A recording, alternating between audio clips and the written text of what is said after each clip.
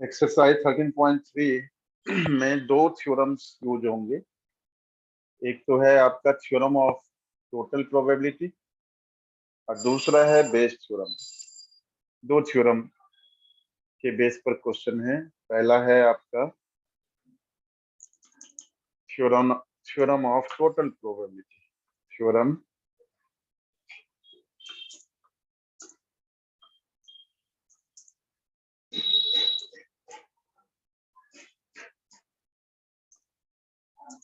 और नेक्स्ट है आपका सबसे इंपॉर्टेंट बेस थ्योरम।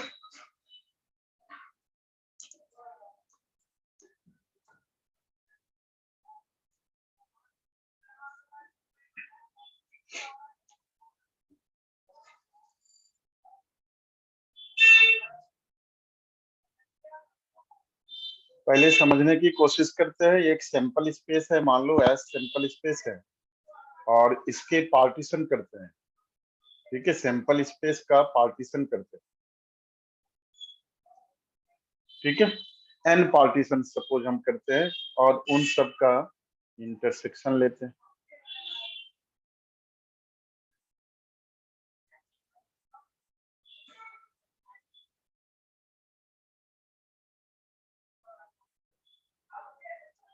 ठीक है, एंड कुछ भी कॉमन नहीं है इनमें। ई आई और बाकी सब में भी e i and j, i does not equal to j. इस तरह से कुछ भी कॉमन नहीं है।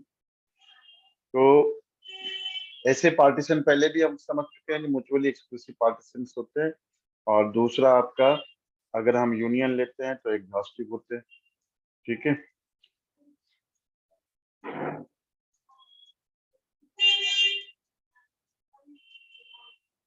बेस थ्योरम किससे रिलेटेड?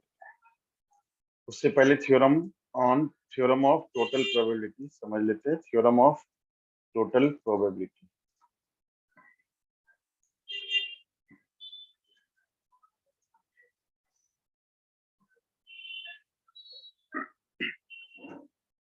E1, E2, E3, इस तरह से n पार्टीशंस हैं।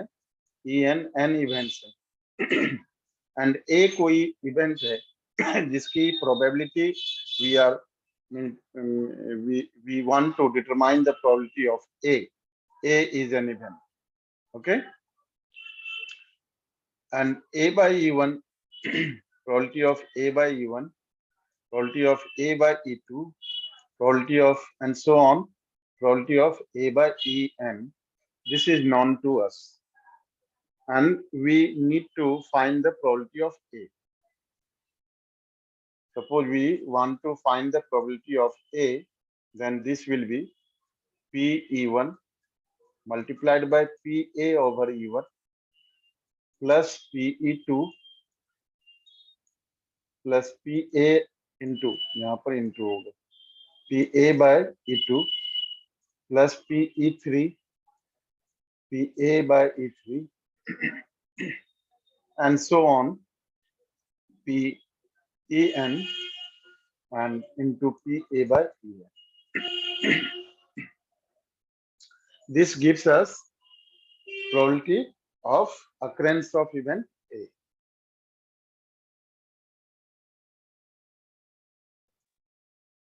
Okay, and this is known as theorem of total probability. Base theorem क्या है?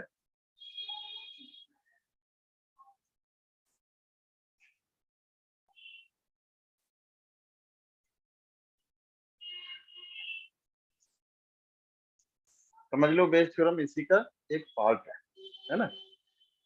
Suppose we have different events have been given and their probabilities are given PE1, PE2 and so on PEN.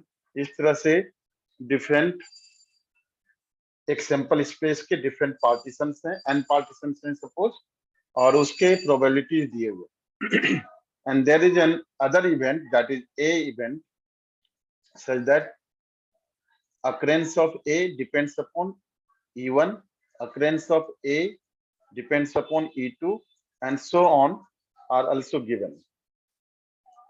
ठीक है?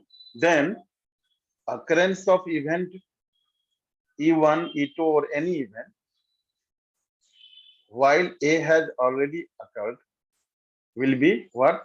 P E1 into PA by E1. Okay, if it is required for E1 only. If it is required for suppose PE3, then there will be PE3 multiplied by PA by E3.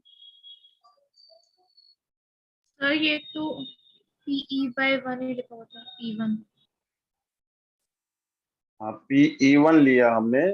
Instead कोई भी E1 से लेकर के EN तक कोई भी event हो सकता है इसकी जगह. ठीक है, जनरल फॉर्म में इसलिए नहीं बता रहा हूं मैं. जनरल फॉर्म में बुक में दिए हुए हैं बट समझ में नहीं आएंगे इसलिए नहीं दे रहा हूँ मैं जनरल फॉर्म में.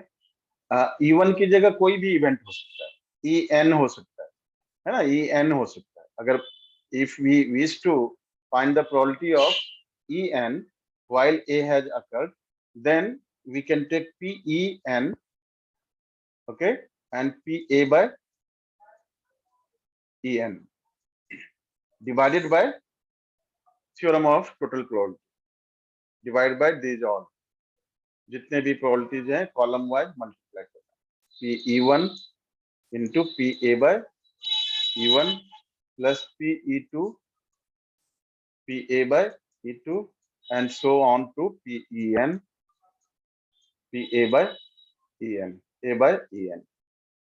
ठीक है, जनरल फॉर्म में इसको कैसे लिखेंगे? इसको इस तरह से लिखेंगे P EI by AJ, okay, equals to PEI by AJ. नहीं, उल्टा हो गया ये. उल्टा हो गया ये.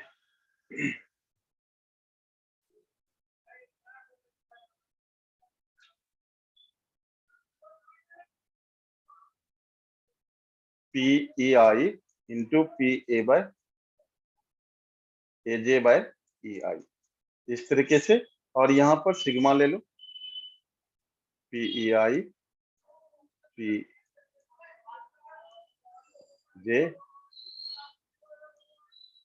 J by EI इस तरह से. और इसको I equals to J I J दोनों नहीं, I equals to N to N 1 to N and J equals to also 1 to N, but I cannot be equals to J. ठीक है.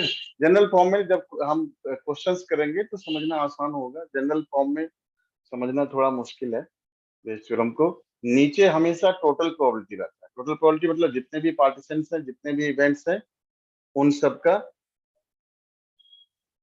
Total probability में जिस तरह से निकालते हैं उस तरीके से. एंड ऊपर में आपका क्या होगा? उस पर्टिकुलर इवेंट जिसकी कंडीशनल प्रोबेबिलिटी निकाल. ठीक है, उस तरह से क्वेश्चंस करेंगे तो अच्छे से समझ में आएगा. वैसे ये थोड़ा समझना जनरल फॉर्म में समझना मुश्किल लग सकता है.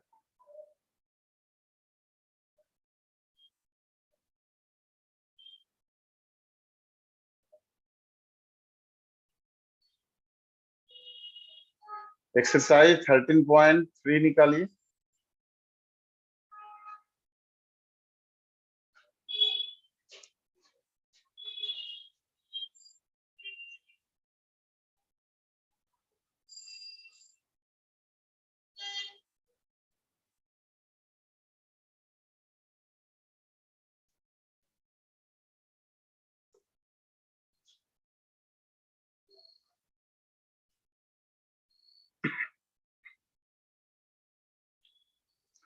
An urn contains 5 red and 5 black balls.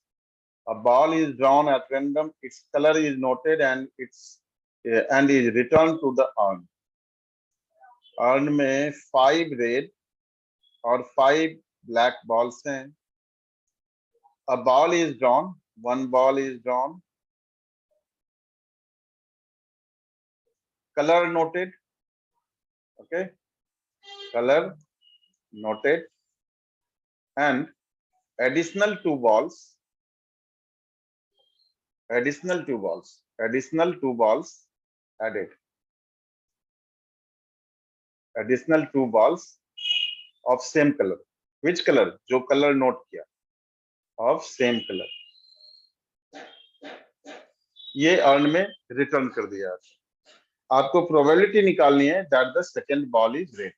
देखो कैसे इवेंट चूज करते हैं और कैसे फर्दर इसको निकालते हैं, और कैसे ये भी सिखाऊंगा कि थ्योरम ऑफ टोटल प्रोबेबिलिटी और बेस थ्योरम को कैसे रिकॉग्नाइज करोगे, कि कौन सा थ्योरम ऑफ टोटल प्रोबेबिलिटी है और कौन सा बेस थ्योरम, क्योंकि दोनों एक जैसे स्टेटमेंट होते हैं, लेकिन एक बहुत बढ़िया सा डिफरेंस आपको नजर आएगा कि दोनों में एक डिफरेंस है जो आसानी से आप पकड़ लो। ठीक है।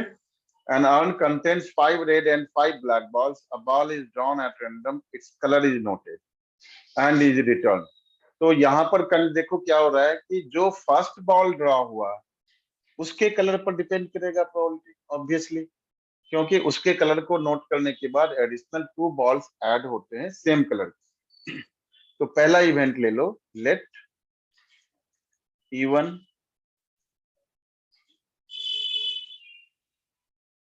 first ball drawn is red. First ball drawn is red, ये हमने पहला इवेंट ले लिया। ठीक है। दूसरा इवेंट है, अच्छा दो ही इवेंट होगा, दो ही पार्टीशन पॉसिबल है, या तो रेड निकलेगा या ब्लैक निकलेगा। So only 2 partition are, maximum 3 होगा या 4 होगा। 4 तो नहीं होगा, 3 तक हो सकता है, उससे अधिक की पार्टीशन नहीं रहती। ठीक है। इसलिए कहा कि जनरल फॉर्म में समझना मुश्किल होता है, वहां एन तक की पार्टीशन जब भी फॉर्मूला लिखे जाते हैं तो वो जनरल पॉइंट ऑफ व्यू से होते हैं जो सबको रिप्रेजेंट कर सकते हैं। तो जनरली जो क्वेश्चंस होते हैं या 2 या 3 इवेंट्स होंगे, उससे अधिक नहीं होते। ठीक है। E2 इवेंट ले लिया, first ball drawn is black. ये दो चीज है, दो इवेंट हुआ। अब तीसरा इवेंट हम लेंगे ए, वो क्या लेंगे, what is the probability that the second ball is red. तो लेंगे A be the event, second ball is red. ठीक है, सेकंड बॉल इज रेड। आपको निकालना क्या है, प्रोबेबिलिटी भी इसी की निकालनी है, मतलब पी ए निकालना है। ठीक है। देखो समझने की कोशिश करो, बस एक ही चीज यहाँ पर है, what is the probability that the second ball is red. तो एक ही है इवेंट जिसकी प्रोबेबिलिटी निकालनी है। तो ये थ्योरम ऑफ टोटल प्रोबेबिलिटी का केस होता है। बाकी 3 से लेकर के जितने भी क्वेश्चन हैं सब में देखेंगे तो एक स्टेटमेंट में 2 स्टेटमेंट जुड़ा हुआ है कंडीशन के साथ। ठीक है, अभी देखेंगे कैसे 2 स्टेटमेंट। ठीक है। तो यहाँ पर पी ए निकालना है, तो पी ए निकालना है तो पहले PE1 निकालो। First ball drawn is red, तो रेड कितने हैं आपके पास, रेड है 5, टोटल है 10, probability 5/10 that is 1/2। E2 event के लिए प्रोबेबिलिटी क्या होगा, ब्लैक बॉल निकालने का, उसका भी वही है, ब्लैक बॉल भी 5 ही है, तो 5/10 इक्वल्स टू 1/2। ठीक है। अब PA/E1, ऐसा क्यों सर, इसलिए क्योंकि ये जो ए इवेंट है इसकी प्रोबेबिलिटी किस बात पर डिपेंड करती है, वो इस बात पर डिपेंड करती है कि पहला बॉल क्या निकला था, पहला बॉल जो निकला था उसके उस पर डिपेंड करता है। इसलिए पी ए बाई वन क्या होगा, सेकेंड बॉल इज रेड, जबकि पहला बॉल भी रेड था। तो रेड, अगर पहला बॉल भी रेड था तो 2 एडिशनल बॉल रेड के हो गए। अब रेड बॉल्स की का नंबर कितना हो गया, उमंग, प्रोबेबिलिटी क्या होगी, PA/E1।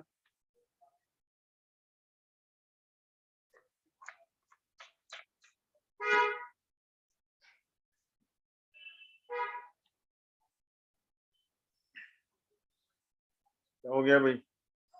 रिस्पॉन्स इतना डिले क्यों आता है ऑनलाइन, ये नहीं समझ में आता। बच्चे पता नहीं पीछे कुछ और कर रहे हैं, क्या कर रहे हैं, कुछ पता नहीं चलता।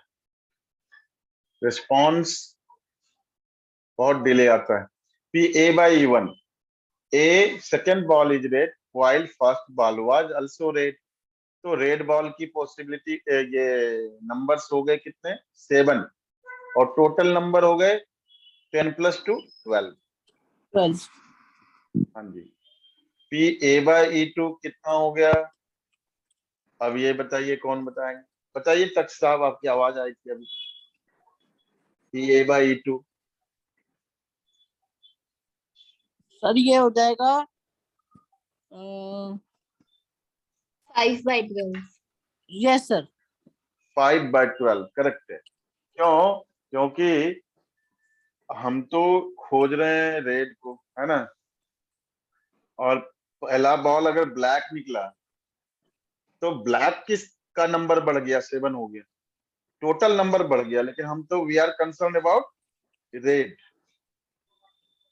तो ये हो जाएगा 5/12। ठीक है। अब ये फॉर्मूला कैसे बनाते हैं सर? भूल जाऊंगा, याद नहीं रहेगा, उसका उपाय है ना सर। तो देखिए, पी ए का तो सबसे बढ़िया तरीका ये है, P A equals to column wise इसको मल्टीप्लाई कर देते हैं, कॉलम वाइज मल्टीप्लाई करिए। ठीक है।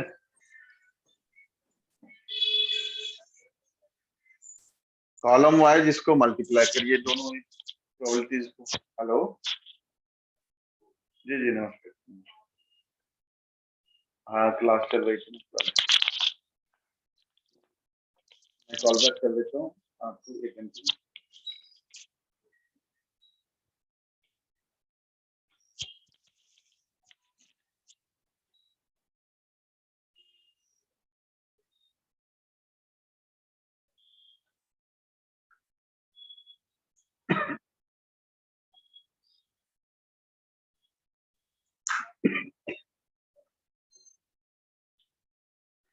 P E one into P A by E1, इनको मल्टीप्लाई कर लो कॉलम को, तो पी ई वन और into P A by E1।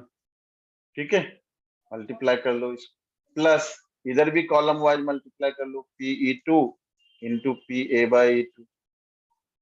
ठीक है, मल्टीप्लाई कर लिया आपने, अच्छा है।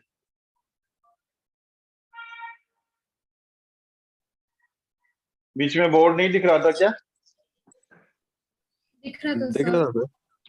अच्छा, ये बार बार मैसेज क्यों देते हैं? Participants can now see your board. Sir final answer 1/2 ही आ रहा है।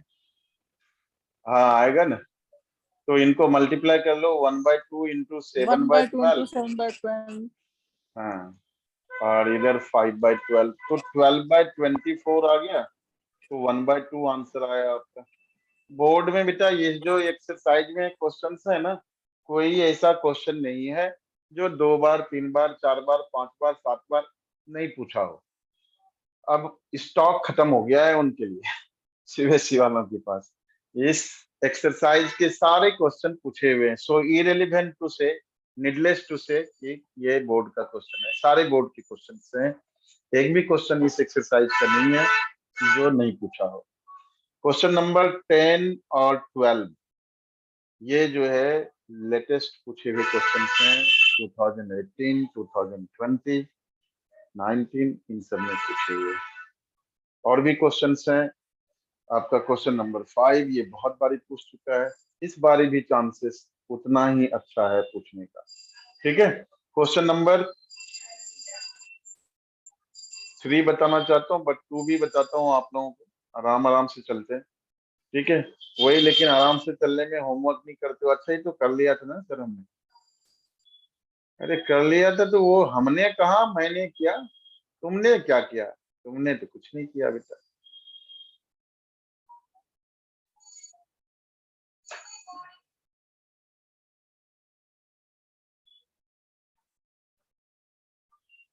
A bag contains 4 red and 4 black balls. Another bag contains 2 red and 6 black balls. One of the two bags is selected at random and a ball is drawn from the bag which is found to be red. Find the probability that the ball is drawn from the first bag.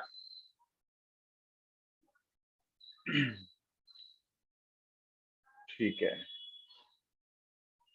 One of the two bags is selected at random and a ball is drawn from the bag which is found to be red. Find the probability that the ball is drawn from the first bag. तो पहला काम क्या करना है? पहले तो visualise कर लेते हैं थोड़ा, है ना. क्वेश्चन का फील भी आना चाहिए ना. मैथमेटिक्स में वैसे ही फील नहीं आता. 4 red or 4 black balls. Another bag contains 2 red, 6 black balls. One of the two bags is selected. अब ये दोनों बैग को, ये बैग नंबर 1, ये बैग 1 और ये हो गया बच्चा बैग 2. अब इन दोनों को सेलेक्ट करने की प्रोबेबिलिटी तो आधी आधी है. 50-50 चांसेस हैं दोनों. 50% इसके, 50% इसके, है ना. तो बैग सिलेक्ट होता है, उनमें से बॉल भी ड्रॉ होता है एक और वो रेड निकलता है. ठीक है. चलिए तो एक काम. सर फर्स्ट बैग में से तो दोनों की प्रोबेबिलिटी 1/2 हो गई और सेकंड बैग में से 1/4 और 3/4. हाँ, पहुंचते हैं धीरे धीरे. लेट इवन ले लिया हमने. Even first bag is selected.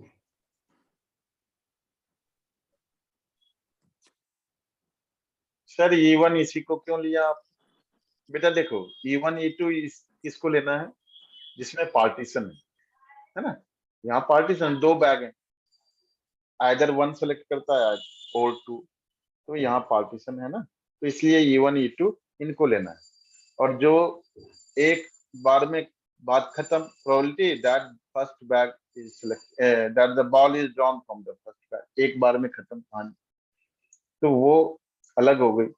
अब second ball is drawn, a ball is drawn from the bag which is found to be red. मतलब बैग में से जो बॉल ड्रॉ हुआ वो रेड है, उसको ए ले लेंगे. E2 पहले ले लो. E2 second bag is selected. Bag के सिलेक्शन को हमने ले लिया.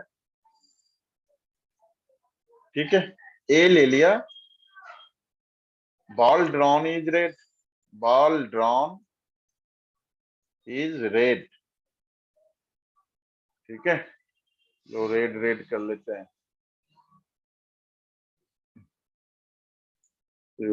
ये वाले से नहीं है, ये वाले ले लेते हैं.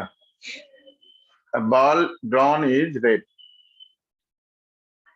तो P-E1 क्या होगा? E1 की घटना घटित हो रही है, उसकी प्रायिकता होता है प्रोबेबिलिटी. प्रायिकता क्या होगी? 4/8 होगी, 1/2. ठीक है. और P-E2 E2 के घटित होने की प्रायिकता मतलब प्रोबेबिलिटी कितनी? अरे P-E1 तो दोनों का गड़बड़ चल रहा है भाई, कहानी गड़बड़ चल रहा है. ये हिंदी के चक्कर में ना सब गड़बड़ होगा. अरे बैग ही तो सिलेक्ट करना है, अभी तो बताया था 50-50 चांसेस है दोनों के. उसमें क्या सोचना है? उसमें कुछ सोचना ही नहीं. P-A/E1. हाँ, अब ये बात हुई ना कि जो बॉल ड्रॉ हो रहा है वो इस पर डिपेंड करेगा कि कौन सा चूज किया आपने. तो वो डिपेंड करेगा कि कौन सा चूज किया. तो P-A/E1 अगर आपने फर्स्ट चूज किया तो वहां से रेड आने की प्रोबेबिलिटी 4/8 है, जो 1/2 हो गया. P-A/E2 अगर आपने चूज किया सेकेंड बैग तो वहां से रेड आने की प्रोबेबिलिटी 2/8 है, तो ये 1/4 है ना. हमें क्या चाहिए? क्या चाहिए हमें? ये पते की बात ये है, हमें प्रोबेबिलिटी किसकी चाहिए? Ball is drawn from the first bag. एक स्टेटमेंट नहीं है, दो स्टेटमेंट है। कैसे सर? मुझे तो एक ही दिख रही। ये ऐसे कि यहां से शुरू करो। One of the two bags is selected at random and a ball is drawn from the bag which is found to be red. तो ये भी एक घटना हो गई, है ना, रेड होने की घटना। लेकिन ये जो रेड होने की घटना है ना, वो डिपेंड किस पर करता है? जिसकी प्रोबेबिलिटी निकालनी है, वो कंडीशन है, ये कंडीशन है, और ये प्रोबेबिलिटी निकालनी है कि फर्स्ट बैग सिलेक्ट हुआ है ना। तो फर्स्ट बैग सिलेक्ट हुआ, उसका प्रोबेबिलिटी, उसका उस इवेंट को इवन लिया, और oblique A first bag select हुआ और रेड निकला। तो ये P E one into P A by E one plus P, अरे क्या चल रहा है आज? सब गड़बड़ चले, नीचे आ जाओ। P E one P A by E one, जो ऊपर में लिखा उसको तो पहले लिख लो, और फिर दूसरे कॉलम को भी मल्टीप्लाई करके लिख लो।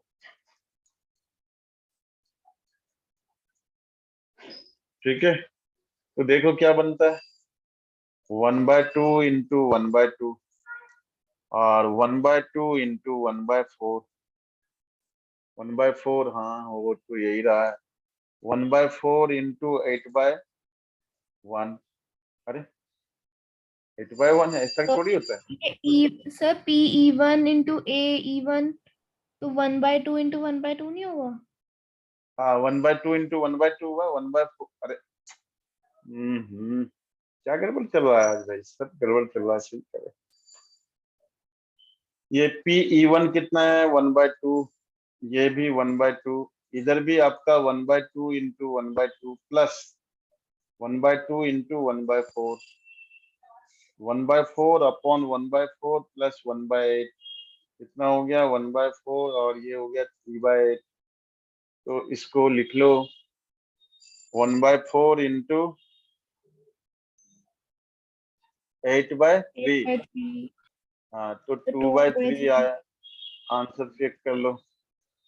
होना तो यही चाहिए, उसके बाद वाला 12/13 आना चाहिए, इसके बाद आना चाहिए ऐसे कुछ। ये सही है ये। क्वेश्चन नंबर 2 भी कर लिया हमने, अच्छी बात। क्वेश्चन नंबर अब कराऊंगा 4, 3 नहीं, फिर कराऊंगा 5, फिर 6 नहीं, 7, इस तरह से। Question number 4।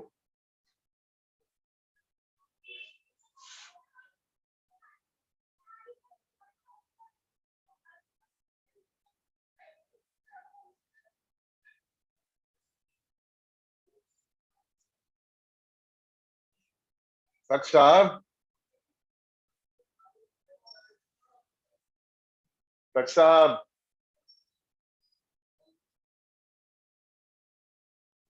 जी सर जी। क्वेश्चन करते हैं अभी पहले।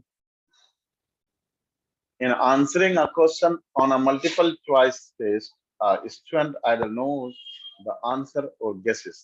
Let 3/4 be the probability that he knows the answer, and 1/4 be the probability that he guesses.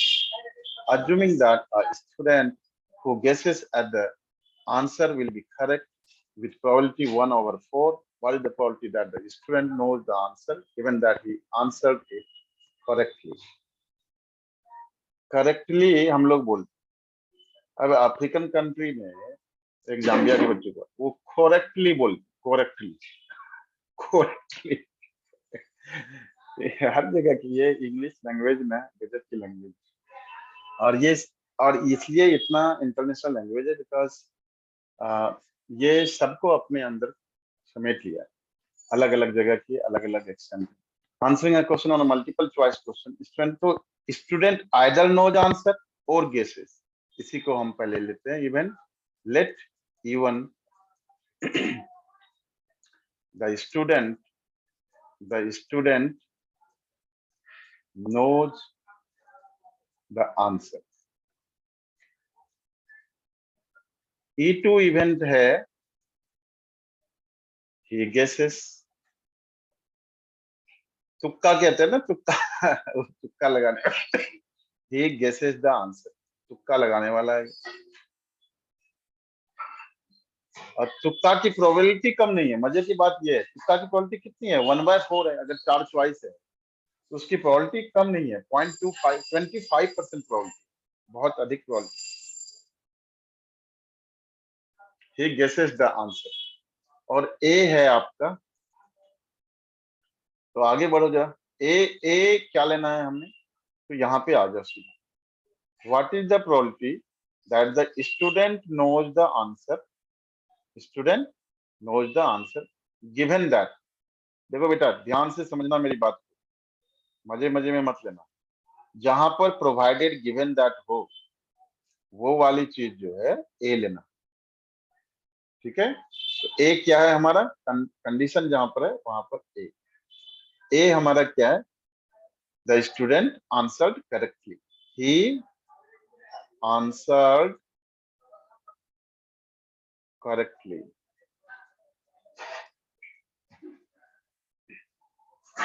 ठीक है। In answering a question on अ, चलो अब सीधा सीधा हम आ जाते हैं अपने काम पर। PE1 student knows the answer, उसकी प्रोबेबिलिटी दी हुई है। In answering question in a MCQ a student either knows the answer or guesses, 3/4 the probability he knows, जानने की प्रोबेबिलिटी कितनी है, 3/4। PE2 जानता नहीं है, तुक्का लगाता है, तुक्का की सर प्रोबेबिलिटी कितनी इसमें है, तो पिछले वाला ही फॉर्मूला लगेगा ना, जो पिछले क्वेश्चन सेकंड क्वेश्चन में लगा था। लगेगा वही बेटा, वही लगेगा, लेकिन हर लगने में अभी धीरे धीरे चेंज भी होगा। He knows the answer and 1/4 he guesses, 1/4 he guesses, ठीक है। PE2 assuming that a student who guesses at the answer will be correct with probability 1/4। PA/E1,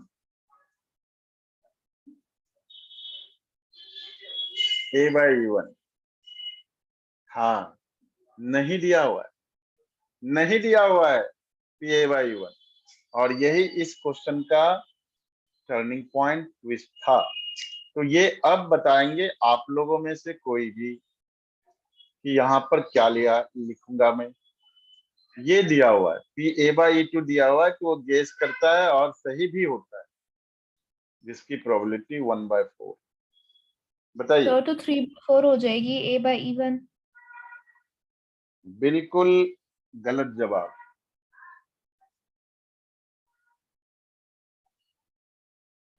सही नहीं था ये, लेकिन जवाब दिया ये अधिक इम्पोर्टेंट, रिस्पॉन्ड किया ये अधिक इम्पोर्टेंट। गलत सही तो हो जाते हैं, बड़ों बड़ों के हो जाते हैं, मेरे भी गलत हो जाते हैं, इसमें कौन सी बड़ी बात। कोई और बताओ, तक्ष साहब, युवराज साहब, श्रेया, आपकी आवाज बस अभी फोन पर सुनी थी मैंने। उमंग बताओ, जल्दी बताओ बच्चों, वीडियो ऑन करवा दूंगा मैं, बोल रहा हूँ यहाँ पर टूल भी है मेरे पास, अब यहाँ से सीधा वीडियो ऑन करा सकता हूँ मैं। तो सर ऑफ 1 करोगे होगा आपकी होगी। शायद।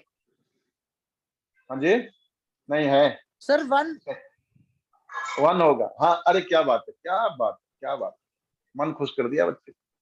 अभी पहले जो है ये गेम में लगे रहते थे, अब जो है ये लाइन पर आ गए, अब इनको लगने लगा कि अरे बाबा अब तो आ गया, 2 महीने रह गए। अब ये बच्चा इंटेलिजेंट तो था ही, बस ट्रैक पर आना था। इस ग्रुप में जितने भी बच्चे बैठे हुए हैं सारे बहुत इंटेलिजेंट, बस अच्छे से काम करने की जरूरत। आपको निकालना क्या है, तो ये कैसे पता चलेगा सर, निकालना क्या है, निकालना ये है ना, what is the probability that the student knows the answer. Probability किसकी निकालनी, स्टूडेंट नोज द आंसर। तो नोज द आंसर E1 लिया, मतलब प्रोबेबिलिटी में पहले आपने यहाँ लिखना है E1, और इसके बाद दिया है कि गिवन दैट, कंडीशन दिया हुआ, ही आंसर्ड इट करेक्टली। पहले भी बता चुका हूँ, कंडीशन को नीचे रख, ये निकालना। देखो एक चीज और ट्रिक बताता हूँ, ट्रिक है ये, रूल नहीं है ये ना। ये जो इधर लेंगे ना आप, उसका उल्टा इधर, मतलब यही, ऐसी बात नहीं। अच्छा एक चीज और ट्रिक बताता हूँ, गलती ना होनी, हमेशा इवन आप उसी को लो जो आपको निकालना है, नहीं तो क्या होगा, गलती से आप उधर कुछ और ले लोगे ऊपर में तो गलत हो जाएगा।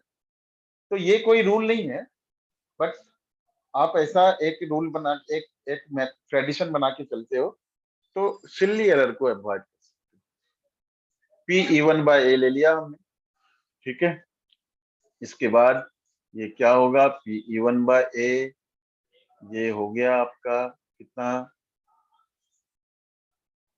P E one into P A by E one. अच्छा भाई ये वन कैसे हुआ, वन क्यों हुआ अनुष्का, वन इसलिए हुआ, वो जानता था करेक्ट भी हुआ है, तो जानता था करेक्ट हुआ है, तो सर्टेन प्रोबेबिलिटी की, सर्टेन इवेंट को बताता है, तो इसकी प्रोबेबिलिटी वन होगी, ठीक है। तो यहाँ पर छोटे छोटे कभी कभी एक आध स्पेस खाली मिल जाएगा, जो उस क्वेश्चन की यूएसपी होती है, उस क्वेश्चन की जो ट्विस्टिंग पॉइंट होता है वो होता है, उसको समझ लेना। P E one by into P A by E one, नीचे आप सेम लिख लो, उसी तरीके से दोबारा लिख लो, और इसके बाद जो कॉलम में इधर रह गया कॉलम वाइज, इसको मल्टीप्लाई करके लिख दो। तो फॉर्मूला लिखने में आपको कोई भी समस्या नहीं, आराम से लिख सकते हो, फॉर्मूला का ट्रिक बता दिया। अभी इसको कर लो काम। सर 12/13 आ रहा है सर आंसर। बिल्कुल सही आ रहा है सर आपका, क्योंकि आंसर तो मुझे याद है, ये क्वेश्चन 3-4 बार बोर्ड में पूछा है, एक बार नहीं। और ऐसे क्वेश्चन तो बस हम खाते पीते रहते हैं, इन्हीं क्वेश्चन के साथ जीते हैं। सर 1/16। हाँ। तो ये कैलकुलेशन के बाद 12/13 आएगा, देख लो सबका वही आ रहा है, नहीं आ रहा है तो कैलकुलेशन एरर है।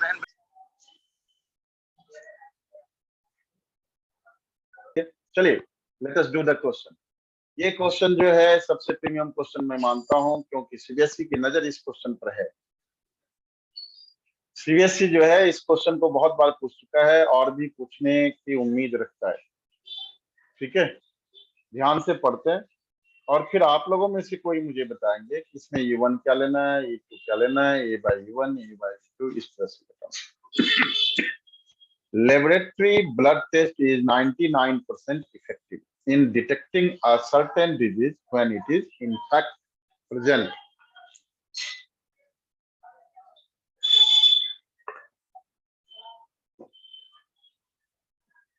However, the test also yields a false positive result for 0.5% of the healthy person tested. That is, if a healthy person is tested, then with probability 0.005, the test will imply he has the disease. If 0.1% of the population actually has the disease. समझ में नहीं आया आप लोगों को, मैंने भी ढीला ढाला पढ़ा था। देखो क्या कहता है कि ब्लड टेस्ट में 99% इफेक्टिव होता है सर्टेन डिजीज को डिटेक्ट करने में, जबकि ये प्रेजेंट होता है तब। लेकिन 0.5% फॉल्स रिजल्ट भी देता है। 0.5% ये हेल्दी पर्सन का भी पॉजिटिव रिजल्ट दे देता है, and 0.1% of the population actually has the disease. What is the probability that a person has the disease given that test result is positive?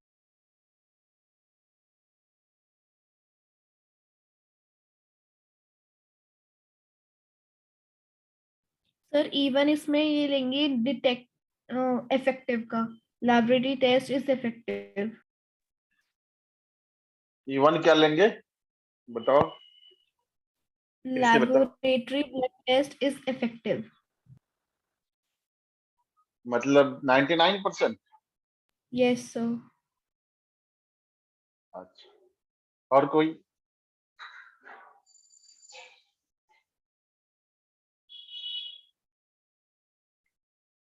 देखो बेटा, मैंने जो सिखाया है आप लोगों को उसके अकॉर्डिंग आपको इवन क्या लेना चाहिए, जिसकी प्रोबेबिलिटी आपको निकालनी है। What is the probability that a person has the disease? Even क्या लेना है? The person has the disease. The person has the disease, a person has the disease। जो अ और एन, ये जो है इंडिफिनिट प्रोनाउन होते हैं। डिफिनिट प्रोनाउन की तरह इसको यूज नहीं कर सकते। Person has the disease. और E2 हम लेंगे, person doesn't have the disease. Person, a person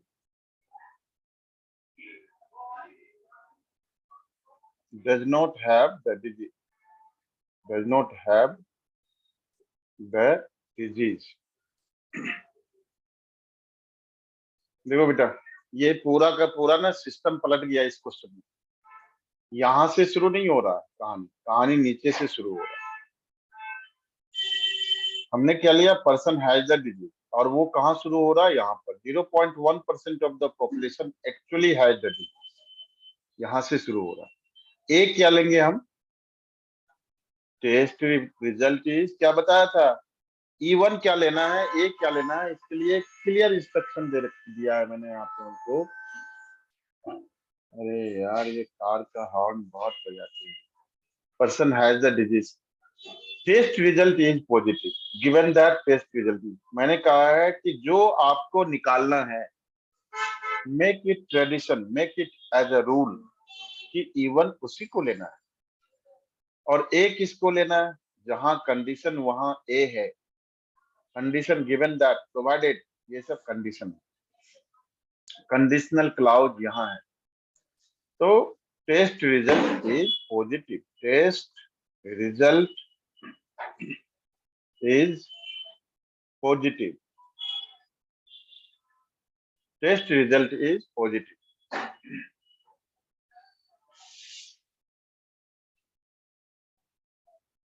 ठीक है। अब PE1 क्या होगा? PE1 0.1% of the population has the disease. 0.1% कितना होगा? 0.1/100। तो पॉइंट के बाद 2 जीरो अपनी तरफ से और 1 पहले से। ठीक है। PE2, PE2 क्या होगा? डिजीज नहीं है। अब ये कैसे पता चलेगा? बताओ भाई अनुष्का। PE2, PE1 तो समझ में आ गया माइनस क्या हुआ? हाँ हाँ हाँ, सही ट्रैक पर चल गए। 1 माइनस, 0.0 हाँ 0.999 9 है ना, ये आपका PE2 होगा। तो ये भी इस क्वेश्चन का एक ट्विस्ट पॉइंट था। ठीक है। अब आते हैं PA/, सबसे बड़ा ट्विस्ट तो यही है कि इसमें ये नहीं पता चलता E1 इवेंट चाहिए कि, तो E1 E2 हम लेते हैं जो पार्टीशन होने में, इसमें मोर देन वन इवेंट की गुंजाइश। मोर देन वन इवेंट तो यही है ना भाई, या तो है या नहीं। दूसरा है तो एक ही चीज है, एक ही बात हो रही है कि टेस्ट रिजल्ट पॉजिटिव है ना। तो PA/E1 PA/E1 PA/E1 मतलब टेस्ट रिजल्ट पॉजिटिव और पर्सन को डिजीज है ना, डिजीज है और टेस्ट रिजल्ट। अब यहाँ पर ये आ गया 99%। क्या नाम है? श्रेया।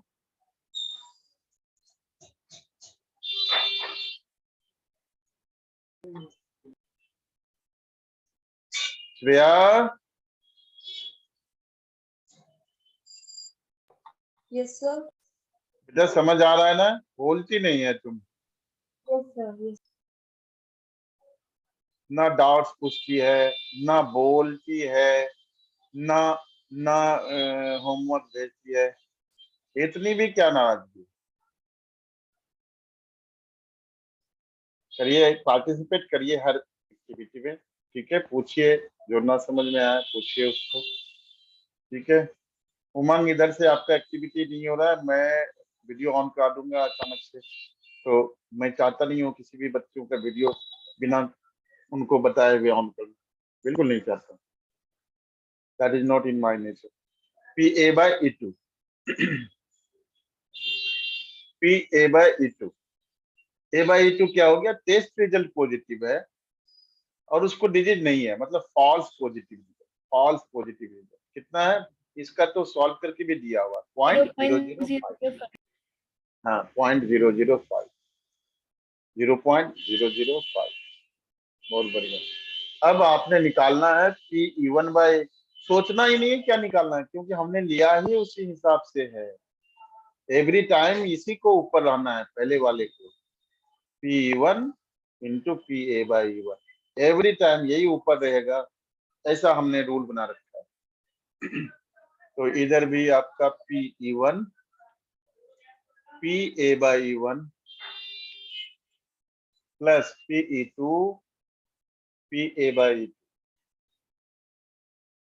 तो ये वाली जो है बेटा 0.001 into 0.99 divided by 0.001 into 0.99 plus ये इधर क्या हो गया पीई टू, ये 0.999, 0.999 इंटू 0.005। बस कैलकुलेशन इसका बहुत अच्छा है, मतलब बहुत गंदा है।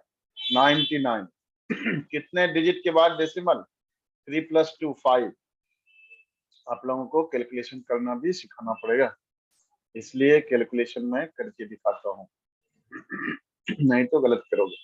अब इसको 5 से मल्टीप्लाई कर, ठीक है, प्लस बीच में प्लस 5 से मल्टीप्लाई करना तो आता है, 5 9 जा 45, 4 5 सर 9 इसका जा हम वैसे भी 45, कर सकते हैं, 100 माइनस 0.1 करके भी। 100 माइनस 0. हाँ कर सकते हैं भाई, जिससे भी कर सकते हैं वैसे भी कर सकते हैं, हाँ कर सकते हैं, अलग अलग तरीके से कैलकुलेशन कर सकते हैं। मैं सीधे तरीके से बता रहा हूँ, 5 9 जा 45, 5 9 जा 45 प्लस 4 49, 4 रह गया फिर से, 5 9 जा 45 प्लस 4 49, ठीक है, और 3 3 6, तो 2 और 0 के बाद ये लगेगा। अब इनको करो ऐड, 0.00099, पॉइंट के सामने हमेशा पॉइंट आता है,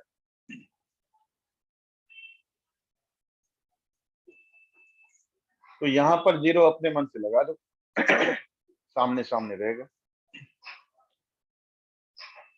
9 + 9 18, 1 19 है ना, 19 हो गया, 58, 19 to 1 5 59। 0 0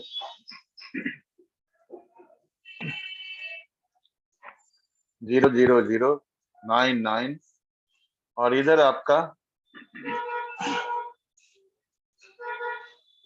5985, 5985, इधर है 6 डिजिट डेसिमल के बाद, इधर है 5 डिजिट, एक 0 रख करके डेसिमल को उड़ा दो। अब ये हो गया 9905985। देखो 5 से तो डिविजिबल है ये भी, क्योंकि 5 यूनिट प्लेस पर है, और 5 की डिविजिबिलिटी रूल कहती है कि यूनिट प्लेस पर अगर 0 या 5 हो तो वो पक्का पक्का 5 से डिविजिबल होता है। तो पहले 5 से कर लो, ठीक है, 198, इसको भी कर लो, 5 1 जा 5 1 जा 5 4, 5 9 जा 45 3 7। अब क्या करना है, अब जो है इनके डिजिट को ऐड करो, 1 + 1 2 9 + से आ 9 रहा है। 11 + 7 18, 18 3 से डिविजिबल है, और ये भी 18 है, 3 से डिविजिबल है, तो 3 से कर लो, ठीक है, 9 से भी 3 से कर लो, 3 6 जा 18 1, 3 6 जा 18, इसको भी 3 से कर लो, 3 3 जा 9 2, 3 9 जा 27 2, 3 9 जा, ठीक है, 6 से कर लो, 11 6 जा, नहीं 3 से करो, 22 3 जा, और ये भी 1 3 3। तो फाइनल आंसर आपका क्या है? फाइनल आंसर है 22/133। ये आंसर है। This is your answer. Okay, अच्छा थोड़ा होल्ड करिए, मैंने ना बच्चों को दूसरी आईडी चेंज कर रखा है, तो शायद। चलिए इस क्वेश्चन को देखते हैं। बहुत इंपॉर्टेंट क्वेश्चन, बहुत अच्छा क्वेश्चन, बहुत बारी पूछा जा चुका है, 3-4 बारी तो कम से कम पूछा जा चुका है। Suppose a girl throws a die if she gets 5 or 6, tosses a coin 3 times and notes the number of heads. If she gets 1 2 3 or 4, she tosses a coin once and notes either head or tail is obtained. If she obtained exactly 1 head, what is the probability that she threw 1 2 3 4 with the die? मुझे suggest करिए कोई भी कि मैं E one क्या लूं। Let E one. बताओ।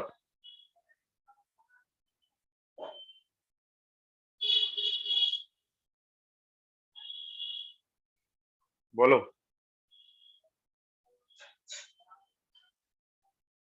अनुष्का। और इसमें शायद से वो आएगा, she tosses a coin once. अभी तक समझ नहीं रही है इसका मतलब बात को, अभी तक समझने में परेशानी है। मैंने क्या कहा था, मेरी वर्ड को फिर से मैं रिपीट करता हूँ कि देखो प्रोबेबिलिटी किसकी निकालो। Sir What is the- exactly one head. Probability कहाँ लिखा हुआ है? यहाँ लिखा हुआ है, इसको पढ़ो ना। What is the probability that she 3 1 2 3 4, तो उसी को ले लेते हैं ना इवन। सी थ्रोज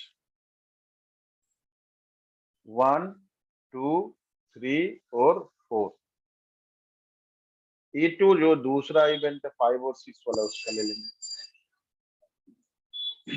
एग्जैक्टली 1 हेड नहीं है E1 E2। E1 E2 E3 किसको लेंगे? जो पार्टीशन में है, मतलब मोर देन 1 इवेंट। ये मोर देन 1 नहीं है, वो एक ही है, एग्जैक्टली 1 हेड आता है। जहां प्रोबेबिलिटी लिखा हुआ what is the probability that, वो वाली स्टेटमेंट आपका E1 लेना है। E2 सी थ्रोज मतलब गेट्स, एक्चुअली सी गेट्स 5 और 6। ए इवेंट ले लिया हमने। सी ऑब्टेन्ड एग्जैक्टली 1 इफ। क्यों क्या बताया था? कंडीशन होगा। कंडीशन में क्या क्या होगा? इफ, प्रोवाइडेड, गिवन दैट, ये सब वर्ड हैं। तो इस वर्ड से एसोसिएट जो इवेंट है उसको हम ए ले लेंगे। सी ऑब्टेन एग्जैक्टली। युवराज साहब समझ आ रहा है ना?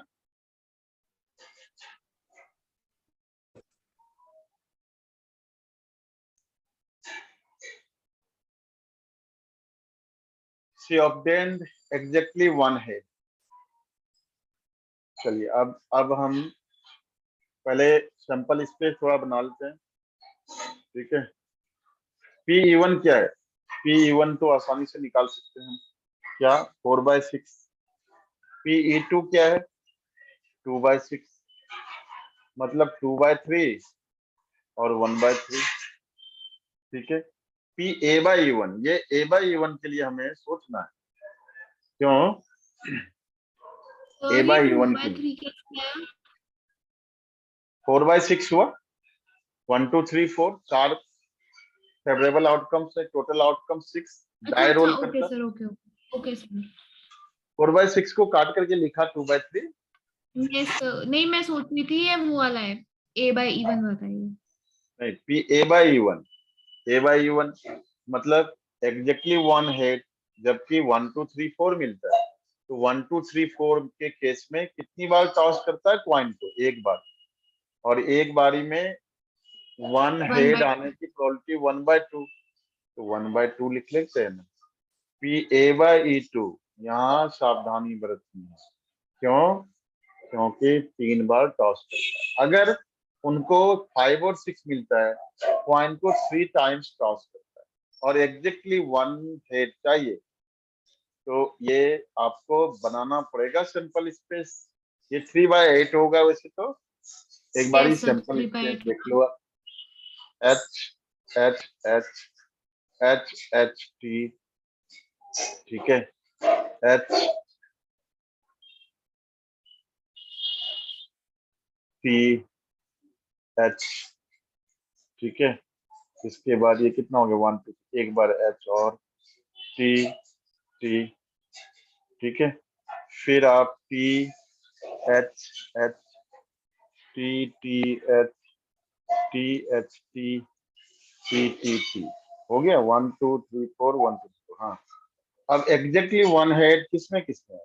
एक ये हो, नहीं, एग्जैक्टली 1 हेड, एग्जैक्टली 1 हेड, एक ये हो गया, एक ये हो गया और एक ये हो गया, तो 3/8, ठीक है। अब आप निकाल लो probability of E1/8। Every time E1/8, क्योंकि हमने लिया ही उसी हिसाब से, तो हमें सोचना नहीं है कुछ भी। Every time same formula.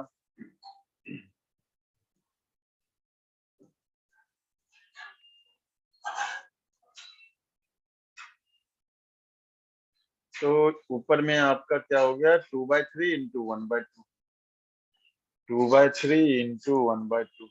नीचे आपका 2/3 इंटू 1/2 तो रहेगा, और इधर हो जाएगा आपका क्या?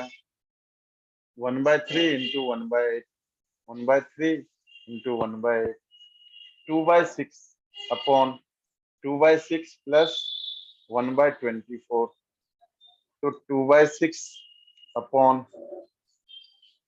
कितना हो गया? 24, 8 प्लस 1 9, तो 2/6 इंटू 24/9। नहीं, गलत आया, गलत आया भाई।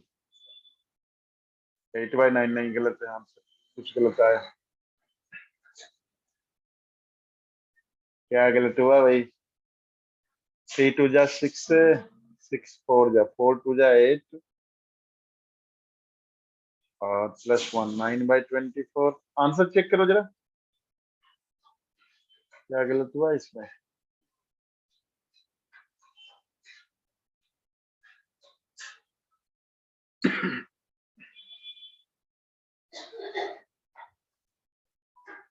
आंसर चेक करो कोई भी बच्चा जल्दी से। 8/11 आ रहा है 10th क्वेश्चन का आंसर। हाँ, 8/11 आ रहा है ना। इधर हमारा 9 क्यों आ रहा है? ये क्या चक्कर है? इसको देखो, कुछ तो गलत है ना। सर ये 3/8 होता ना, हमने कहाँ पर? 1/3 इंटू 1/8 कर रखा है। PE2 हाँ हाँ इंटू हाँ हाँ हाँ हाँ PA/8। हाँ। देखो वही सब गड़बड़ी हो जाती है जल्दी जल्दी में, ठीक है ना। तो ये 11 हो गया, अब आ गया 8/11, तो ठीक है, ये हो गया। नेक्स्ट क्वेश्चन भी करेंगे। कितने रह गए अब? अब रह गए 3 जने, उमंग, श्रेया एंड अनुष्का। युवराज साहब गायब हो चुके हैं और हमारे तक साहब तो छुट्टी लेकर गए हैं। क्वेश्चन है, a card from a pack of 52 cards is lost, find the remaining cards of the pack, 2 cards are drawn and are found to be both diamonds, find the probability that lost card being diamond। मैंने क्या कहा था कि बेटा सोचना नहीं है, probability जिसकी निकालनी है वही इवन लेना है, इसके बाद कुछ सोचेंगे। Let E one lost card be diamond, is a diamond, अगर इवन है लॉस्ट कार्ड डायमंड तो E2 क्या होगा? Not a diamond. दो ही चीजें हैं, है ना? Lost card is not a diamond. ठीक है। ए इवेंट क्या लेना है हमने? ए इवेंट लेना है both the diamonds. both being diamond.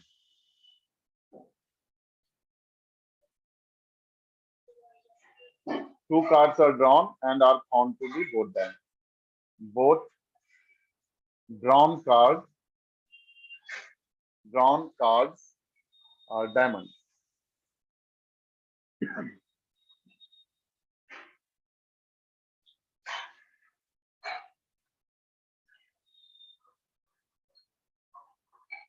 ठीक है। 52 कार्ड्स इज लॉस्ट। देखो P E1 निकल। डायमंड कितने होते हैं बेटे? 13 होता है। तो 13/52 दैट इज 1/4। ठीक है। PE2 not a diamond 3/4। 39 by 52. और PE2 क्या होगा? A/E1 क्या होगा? A/E1 ठीक से लिखने दो। इम्पोर्टेंट क्वेश्चन है, लेकिन आप लोगों को शायद नहीं पूछना चाहिए मेरे ख्याल से। ये वाले क्वेश्चन पूछने के लिए आपके पास, उनके पास बहुत सारे उपाय। PA/E1 बताओ क्या कहना चाह रही थी, क्या होगा?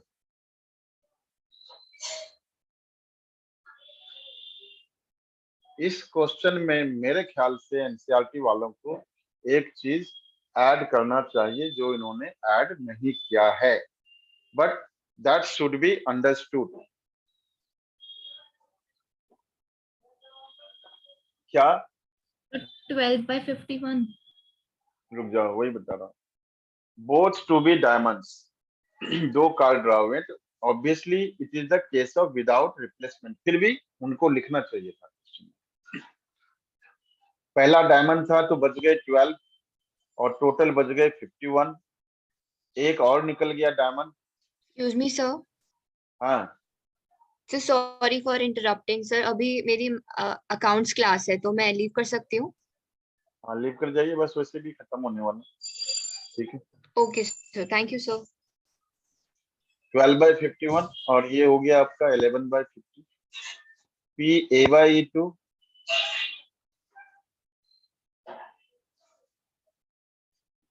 PA/E2 ए आपका है both cards are diamond and lost card क्या था? Other card. Both cards diamond, जबकि लॉस्ट कार्ड डायमंड नहीं था। डायमंड अगर नहीं था तो कितने डायमंड रह गए? 13। एक कार्ड गुम हुआ तो 51। 12/50। कैलकुलेशन जल्दी जल्दी से कर लेते हैं हम। फॉर्मूला आप बताते बनाते रहना। ठीक है। Sir, PE1 by A equal to PE1 into A/E1 upon PE1 into PA/E1 plus PE2 into PA/E2. 3/4 3/4 है। हाँ 3/4। 13/51 12/50। मैं कैलकुलेशन ऐसे करता हूँ, कमन लेकर के नीचे का उड़ा देता। 12 11 जा 132। ये 132 प्लस 33 इंटू 3 39 इंटू 12 468। 132 अपॉन इन दोनों को ऐड करो 600। 11 12 जा और 12 50 जा 11/50 आंसर होगा। ठीक है। सो 11/50 यही है। Is the answer.